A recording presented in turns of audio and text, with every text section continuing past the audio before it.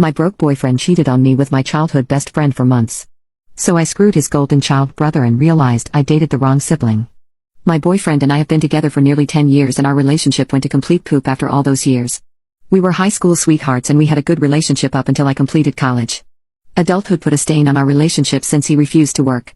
The only thing he did was stay in our guest room, play video games, and live stream to his 5 viewers on Twitch and make absolutely no money. Not only did he have the audacity to make zero money, but he got $8,900 in online gambling debt.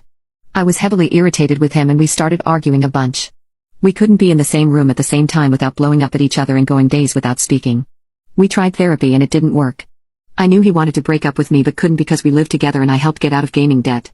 What's worse is that I was the breadwinner of the house and he had no problem with this until I suffered a miscarriage.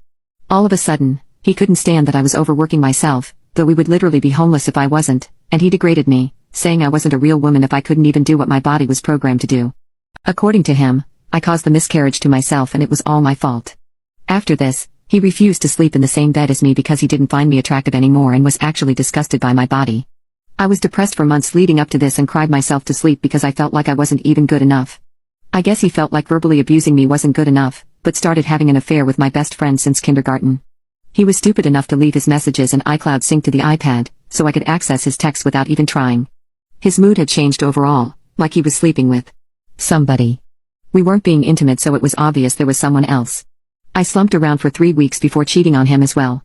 I was hoping that this was just a bad dream because this was my first love hurting me so much, and I just couldn't handle that, mentally or physically.